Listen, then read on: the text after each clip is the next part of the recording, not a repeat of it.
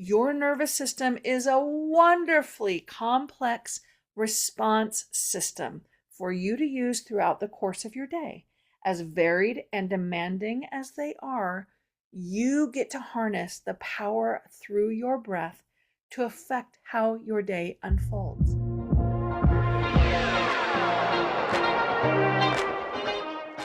Welcome to the Foster Your Voice podcast with me, Kristi Foster. After a 30-year career in music and theater, I never imagined I'd be coaching trial attorneys. But once I entered your world, I quickly realized how critical and underutilized voice is in the courtroom. The truth is, you don't win trials with brute strength. You win with your voice. I'll give you tools to unlock your voice so you can communicate not just with purpose, but on purpose. If you want quick action tips to help you stay calm and in control, keep jurors engaged, and inspire your listeners to action, all through the power of your voice, you're in the right place. I'm Kristi Foster, and I'm here to help you foster your voice. Hello, Foster fam. Hey, welcome back to today's episode where we're talking about how to revive a dragging courtroom without saying a word. Now, if you haven't already, please take a minute to leave a 5-star rating and just write a quick review of the podcast. Let me know what you're learning and what some of your takeaways have been. I really appreciate it. Now, as you know, I always get started with a point of interest. And this week, it was a reel of Trevor Noah being interviewed by Sinek that I came across. I've put the link to the reel in the show notes for you to watch for yourself. But essentially, this snippet, Simon asked Trevor, "How are you defining kindness?" And Trevor flipped the question and approached it from what kindness is not. And he offered niceness as a really good example, which piqued some curiosity. And what follows is this great conversation of breaking down the difference between niceness and kindness. Trevor boiled it down to this: niceness is the performance of kindness, but not necessarily the action. And then he gave this really funny example telling someone that they have something on their face. Not telling them is nice, but the kind thing to do is to say, "Hey, buddy, your face." Please take a minute to watch that clip. It's in the show notes because I just love the easiness of Trevor's presence and his delivery. By the way, Trevor Noah's book, Born a Crime, is awesome. We read it in my book club last fall, and I recommend doing the audiobook so you can hear him tell his own stories of growing up in South Africa. It's excellent. Anyway, as the excerpt continues, Simon gives the example of giving someone harsh feedback is kind but not nice. And that immediately sent my brain to the brutal honesty approach in jury selection. Now, if you're an attorney listening, you know exactly what I mean by brutal honesty. But for the non-lawyers, here's the gist. There is a highly acclaimed and greatly respected attorney who, during jury selection, invites jurors to be brutally honest. He emphasizes that this trial experience requires setting politeness aside and committing fully to honest opinions and responses. Now, I've seen videos of this attorney doing voir dire, and I think this tactic works really well for him. However, I've seen a host of other attorneys try the same tactic, and it just pisses me off. Now, I'm generally a pretty even-tempered person, but watching attorneys try to use this approach just sends me. And here's why. Well, first, it's not organic to them. It's a gimmick. They've seen it work for someone who is a titan in the field, so they adopt it and hope to get the same result. Now, as someone who is deeply committed to helping my clients show up as their most powerful selves in confident authenticity, it just bugs me to no end when attorneys insist on just parroting someone else instead of trusting their own presence. And look, it's not the tactic that's the problem necessarily. I'll talk about that in just a second. But it's that it comes off as performative, and the jury can tell it's a gimmick. They wouldn't know the original source, but they're able to just spot when something feels a little off. I've seen it over and over in mock juries, and it just doesn't go over as well as you want it to because it's not you. You're pretending to be someone else. Now, it might also be the way I've seen them use the brutal honesty approach, and that is to create this distinction between honesty and brutal honesty. And that implies that they weren't planning on being honest in the first place, unless they're told to be. And second, it implies that my honesty isn't good enough unless it's delivered with force. Then they won't let it go, polling each juror, pressing for a commitment before a single meaningful question has even been asked. And at that moment, permission is already gone. At least for me, you have lost me. So I've always been really turned off by that approach outside of the originator doing it. Now, I think as a juror, I would rather be invited into this nice versus kind framework. And I didn't realize it until I saw this interview. When Simon said giving someone harsh feedback is kind but not nice, all the bells went off in my head and I was like, yes, that's it. The honesty versus brutal honesty framework sets up the wrong paradigm, in my opinion. It says, be honest, but the only way I deem it acceptable is only if I sense you're committed to it at all costs. Nice versus kind is a far more useful distinction in my book, and one that will continue to gain permission from me if I was on your jury. It assumes people are already nice, that they want to contribute, they want to be helpful, and they will already be participating honestly. And then it offers an additional invitation for kindness. Kindness, as Trevor puts it, is the willingness to embrace the discomfort of what isn't right and to stay engaged anyway. Invite your jury to be nice and to be kind. Hey, real quick, if your jurors look confused when you say liability, standard of care, or damages, they're not tuning out because they don't care. They're tuning out because they don't speak law. I've put together a free guide called Top 20 Legal Terms to Avoid and What to Say Instead. It'll help you simplify your language without losing credibility, so your message actually lands.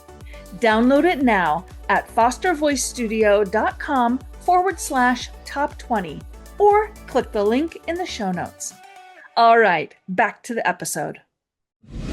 Well, here we are in February already. Do you remember back in the early days of the pandemic how each month felt like it was 10 years long?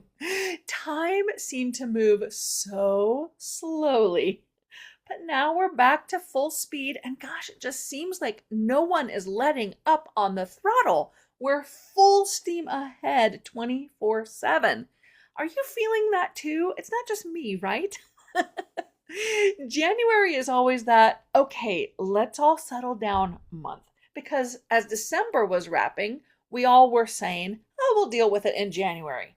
And then January arrives and suddenly we're wading through inboxes, getting back to our desks and just sorting everything out.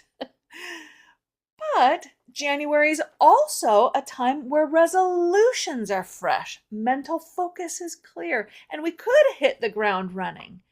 But then we reach the shore of those deep waters, and some of the verve, some of the drive, and the intention necessarily had to go by the wayside as we hunkered down and reprioritized all of our to-do lists.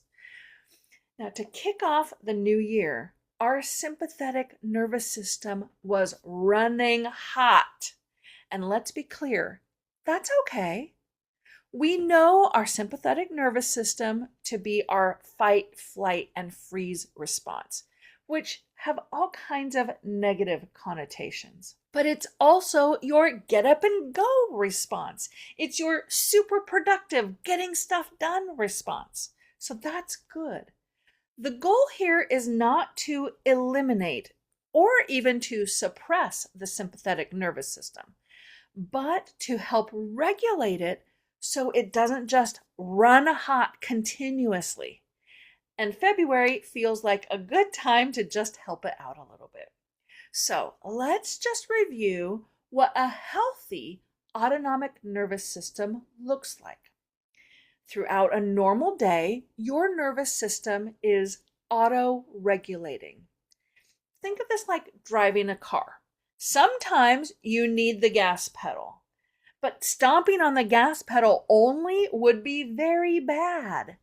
Sometimes you need to apply the brakes too. Now, for seasoned drivers, you make that shift between pedals seamlessly, effortlessly, without even thinking. Your brain does this too, revving up the sympathetic system, that's your internal gas pedal, and then subtly braking, activating your parasympathetic system. About every 90 minutes or so, you do a recalibration and a shift from one taking center stage to handing it off to the other. Even within that 90-minute interval, every breath brings some shifts. These aren't on and off actions like a light switch, but think of it more like a dimmer switch. Every inhale turns the dial to the right, elevating sympathetic so you're ready to go, and every exhale turns the dial to the left, activating the parasympathetic to help you settle in and relax. Tiny turns of the dial back and forth, keeping you balanced throughout the day. Now, this is on a quote-unquote normal day. A day without fights with opposing counsel, another request for discovery, a contentious depot where your client crumbled, having to let someone on your team go, kids bickering in the back seat after school pickup and on your way to soccer practice, etc., etc. You know the days. On those days, or even if it's just a couple of extra stressful hours, it's empowering to know that you can initiate some control to actually help. Have you guessed yet that your biggest ally is your breath? You can get really strategic with your breath to actually activate and up or down regulate whichever response you want at the time. Super stressed and need to calm things down? Practice long exhales. A longer exhale will activate the parasympathetic nervous system and tone the vagal nerve, which is responsible for your rest and digest, your relaxation response. There are other days where everything just feels like a slog. You're doing the quiet work by yourself, lost in the details, and just struggling to focus on any of them. This is when you want to give yourself a little boost. Sure, a midday snack or a third cup of coffee might do the trick and give you that extra jolt. But having a breathing exercise that cycles quickly through inhales and exhales will also give you that rev up that your system needs. Knowing how to regulate yourself is a superpower. You don't have to be a certified breath coach like me or a yoga guru to learn these techniques. I mean, let's just do a rev up exercise right now together. Now, don't do this if you're driving or if you're in the water or near a fire.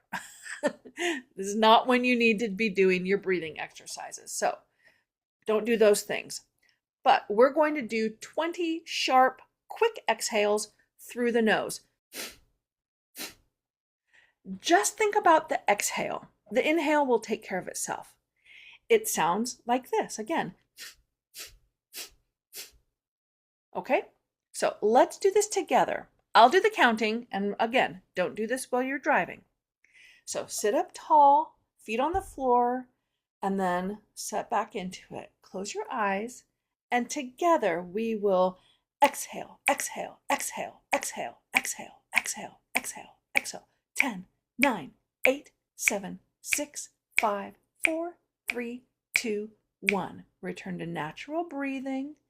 When you're ready, you can open your eyes.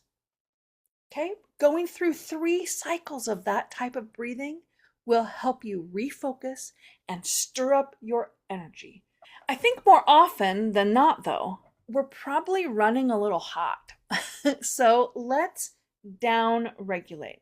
Let's boost that parasympathetic system. Go back to that same tall posture.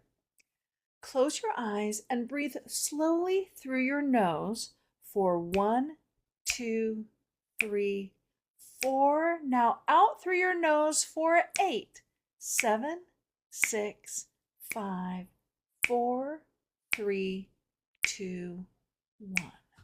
Again, in for 1, 2, 3, 4. Out through your nose for 8, 7, 6, 5, 4, 3, 2, 1. Return to natural breathing. Do 10 cycles of that and count even just a little slower to really activate the rest and digest function. There's a special bonus for your vagus nerve when you make it an audible back of your throat sound, like an ocean sound.